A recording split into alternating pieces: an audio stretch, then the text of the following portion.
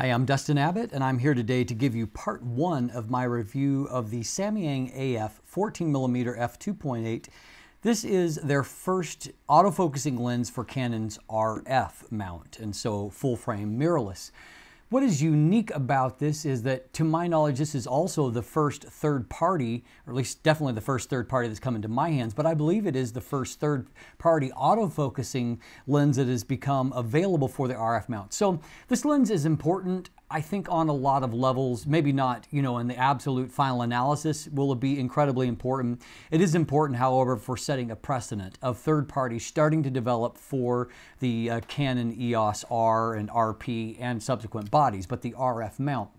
Where Canon has had a vulnerability to this point is that out of the 10 lenses that have been announced and released at this point for the RF that are native Canon lenses, out of those, there are only 2 of them who have had an MSRP of under $1,000. And in fact, 7 of them have had an MSRP of over $2,000. And so Canon has had some fantastic lenses, but they're premium pro-grade lenses that are priced at obviously the upper echelon of the market. And so it's really important to kind of fill in the ordinary lenses. And by ordinary, I don't mean performance-wise, I mean ordinary in terms of price that more photographers can afford. And so this becomes the first 14mm autofocusing lens for the RF mount, and so it gives you a wider angle of view of anything that's currently available. But of course, it's also important because it comes to market with an MSRP of $699, which makes it the second least expensive lens available at the moment, autofocus lens for the RF mount. While doing research, I discovered that, kind of sifting through the available information and specifications, I noted that this is actually differs from the Canon EF mount. It's not the same lens, and instead it's actually an RF version of their FE lens made for Sony. Now, to me, that's an encouraging thing because there are a number of other autofocus lenses that Samyang has developed for Sony FE that I think are really fantastic lenses that I would love to see transfer over and become available for RF because they're good, reasonably priced lenses that I think people would enjoy. Now, one thing that is still unfortunately part of the equation here is that I asked Samyang about how that firmware updates will come. There will be an RF version of their lens station. And so, unfortunately, firmware updates are still going to come through an extra device that will become available. And I have found it is important to have the lens station because Samyang has been quite good at rolling out firmware updates. Now, the good news, at least initially, is that, if they are kind of redoing some of the lenses that they had previously released for Sony FE, means that they might be able to release them with the bugs already ironed out on RF mount. And so far I would say that that appears to be the case when it comes to this. So first of all, let's go a little bit closer hands-on because this is kind of an interesting lens when it comes to the physical build and the design of the lens for a number of reasons. Let's explore a little closer as to why that is. So let's take a closer hands-on look at the Samyang AF 14mm F2.8, and this is RF mount lens. And so first thing we do want to note is that at the rear of the lens here, we do have a gasket and there are also some internal seals. So we have a weather sealed lens here, which is very nice. A body that is primarily made of lightweight metal alloys. Also worth noting is that there is a gel filter holder here in the back. While gel filters themselves are maybe not, absolutely fantastic, I've seen from other manufacturers that, say from Aurora, that they will create filter kits that use, nicer glass filters that have higher optical quality. In fact, I've got a filter kit I'll be reviewing soon for the Sigma 14 to 24mm from Haida, where you have really nicely made filters here as a part of that kit. And so I think that having the beginnings there of a filter holder, and then also the fact that it's held in by screws means that it's pretty easily user replaceable with a third-party system that will come. So good news, and so obviously the reason why you have a rear filter holder is the fact that you've got a front element that doesn't take traditional screw-in filters, and so you've got a fixed lens hood here. It's plastic, however it's really heavy duty. It's going to take lots of knocks there. You can see it's finely ribbed inside to help with that. And so one downside, or I should say the other downside of having a curved front element, is you end up with slip over the top front cap rather than, you know, a much smaller cap. And so, you know, taking that and then trying to put it in a pocket is far less convenient, obviously, because it's, you know, it's about 1 inch in depth rather than just, you know, a fraction of that. On a positive note, there is these internal locking clips in the lens cap itself that easily lock into place and hold it steadily on, and so you don't have to worry about it falling off accidentally. So looking a little bit further here, we see that we have a couple of features on the lens barrel itself. As noted, we've got a nice finish to the actual lens. It's actually quite a handsome looking lens, and we've got an AF/MF switch here that I always like to see even with mirrorless lenses, because it allows you to, you know, have a more tactile physical control for switching over into manual focus, and so well worth having. And so our other feature here is that we have the actual manual focus ring, which moves smoothly here, and we'll mount it on the EOS R body. And so if we're in, because this is focused by wire, the camera has to be on. And so what we can see here looking at the back is that you can see that you'll create focus. So the actual focus guide does work. What I don't get here is an automatic distance scale, which I do miss, but it doesn't pop up with non-Canon lenses so far that I've seen. And so anyway, but the fact that we've got this is a nice touch. Now, also nice, and we'll touch a little bit more on autofocus, is the fact that this is an autofocus lens. And not just a generic autofocus lens, this is a very quietly focusing lens. And so I'm going to just move it up to the mic for a moment and so you can hear focus noise.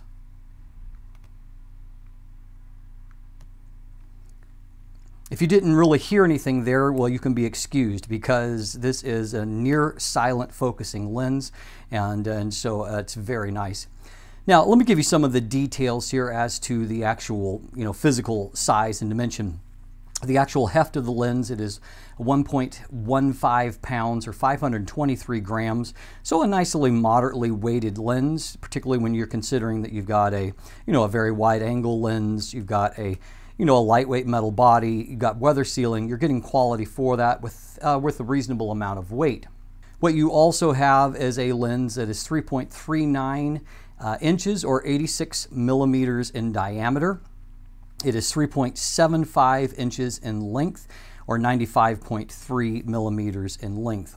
And so again, it's a moderately sized lens that really, I mean, obviously mounts very easily and lightly on the Canon EOS R body. No problems with that at all.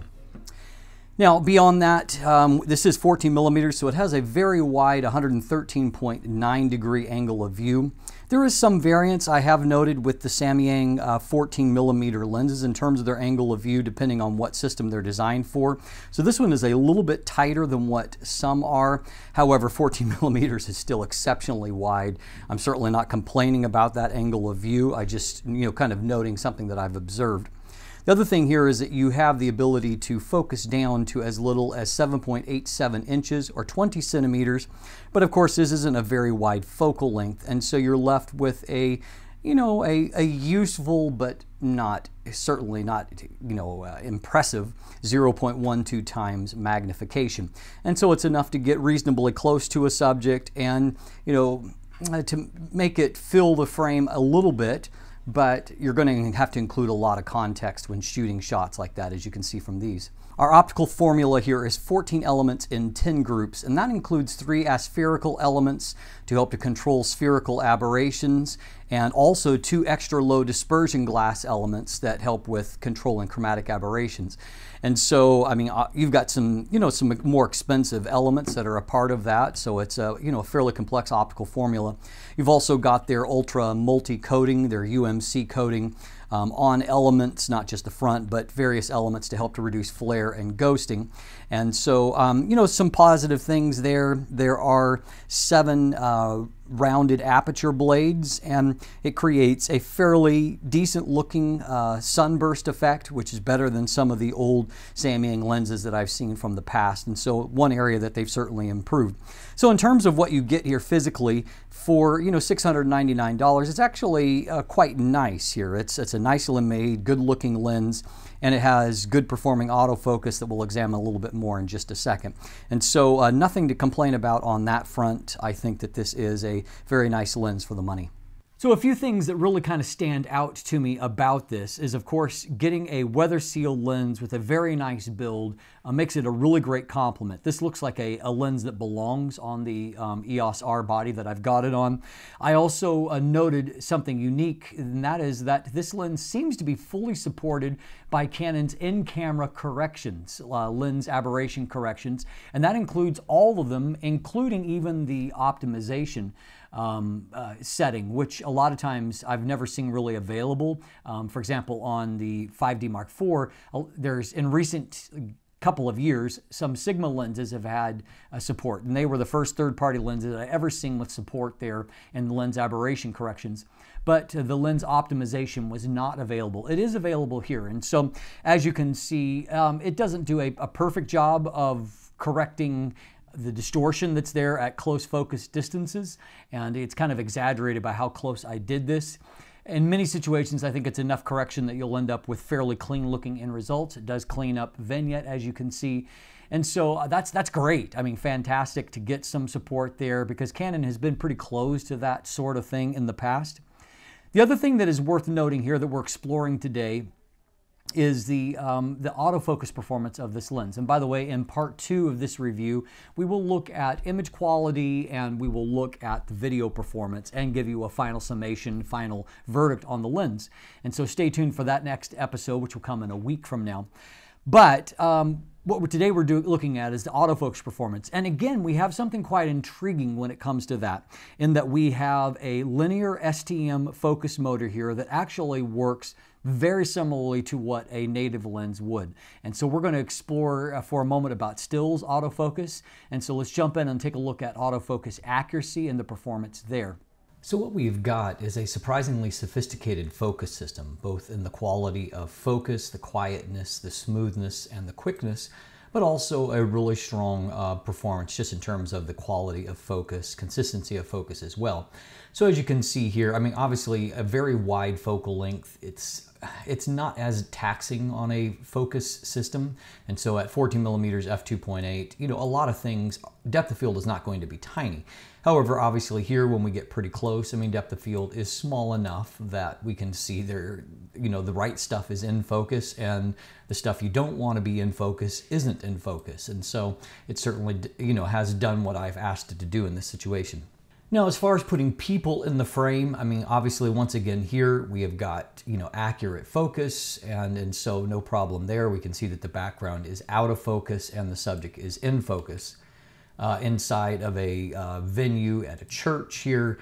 And so here, once again, you know, from this distance, it's a little bit hard to determine in that quite a bit, as you can see, is in focus. However, what matters here is that our subject is in focus, you know, and on a fairly similar plane is the pulpit, which you can see is really crisply delineated and, you know, accurately focused. As far as IAF, I didn't really find, because you end up being so far from your subject, the eye occupies such a small part of the sensor. So unless you're really close, you're probably not going to see the little box of the, you know, on the eye. I certainly didn't, you know, at this distance for shooting this portrait. And frankly, the way that you're going to want to use this lens if you're shooting portraits is more like I've used it here, to put a subject in an environment. If you get too close, the wide focal length is just going to exaggerate features, and it's not, unless you want a kind of a comical effect, you're not going to necessarily love the results. So while I did not see IAF, what I do see here is accurate focus on the subject. And so, I mean, basically that's what you're looking for.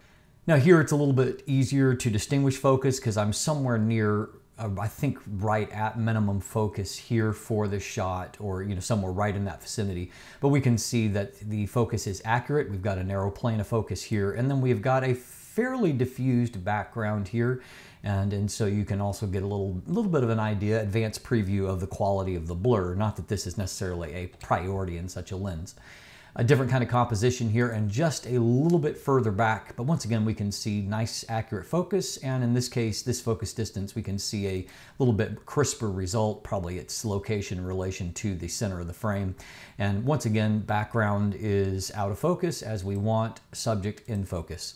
Now, the other thing that becomes a priority particularly with a wide angle lens is that you don't want to see pulsing at landscape type apertures and with smaller apertures. And so what I have seen here is that I haven't seen any of that. Focus has just done what it's supposed to. And so I'm really, as I noted from the beginning of this segment, it's a surprisingly sophisticated focus system and really does a great job. Now, even in low light situations, not that the image quality is going to wow you here. We're at, in this particular image, we're at ISO 40,000, 1/8 of a second. I'm shooting in very, very near dark conditions, but you can see that, number one, focus locked on quite quickly. I mean, under a second, focus locked here, and you can see that while the image quality is lousy, and there is a little bit of camera shake here because it's a really low shutter speed, you can see the focus is accurately locked, and so that's our our priority here. Now, in this situation, this is actually I calculated the EV value of being a -5.3, and so we're talking incredibly low light and a little bit outside of the scope of an f2.8 lens. And so when I tried to focus up here where there is even less ambient light, this is, by the way, is at 0.8 seconds, and so almost a 1 second exposure at ISO 40,000 f2.8, and so I mean really dark. It would not lock focus up here. In this situation, obviously the 50mm f1.2 was able to lock focus, but it's also operating with more than 2 stops faster maximum aperture. When I moved down to here, where is a little bit more of a square target, a little bit more contrast, I did get focus lock, and as you can see, focus, there's too much camera shake because I'm hand holding here, and so you can't necessarily see sharpness, and there's a lot of noise, but it did grab focus and grab focus accurately. You can see that other stuff is out of focus by comparison to our subject. And so again, a pretty strong performance for low light for the lens as well. So as you can see, nothing really to complain about. Even in low light scenarios, I've been impressed by how well the autofocus has performed. It's not as good as the 50mm f1.2 I just got through reviewing. I didn't expect it to be because it's working with a much smaller maximum aperture, which means that the autofocus system has less available light to work with. And I think the fact that we achieved focus in a situation of a -5, beyond -5 EV rating, it's pretty impressive, and so really happy with that. And as far as the smoothness, let's take a look at focus pulls here and the kind of sound you're going to hear when making major focus changes during video.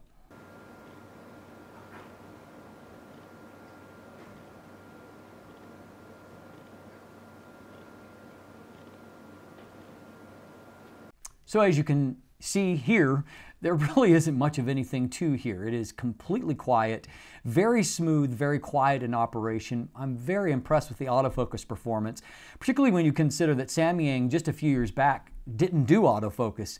They've really learned their lessons quickly, and some of the early lenses that I reviewed that had autofocus from them were a little bit more primitive, and I saw rapid progress. Now it seems like they're really getting their act together, and these linear type motors, they're doing a great job with. So a lot of positive things when it comes to the autofocus performance there as well. As I mentioned in the the looking at photo segment, a lens like this doesn't put a lot of stress on a focus system because depth of field is so large, and major focus changes are not significant because of that. At the same time, however, there's a lot of ways they could have got it wrong and they didn't. So kudos to Samyang for that. So that leaves us some questions when it comes to the actual image quality and the optical performance of the lens, which I hope to thoroughly answer for you in our next episode, so stay tuned for that. In the meantime, if you take a look in the description down below, you can find linkage to my image gallery, lots of photos to look at, a lot of beautiful photos. I encourage you to go check that out. And there's also linkage there if you'd like to purchase one for yourself. And beyond that, there's also linkage to follow me on social media or to become one of my patrons, sign up for my newsletter. And of course, if you haven't already, please click that subscribe button right here on YouTube. Thanks for watching. Have a great day.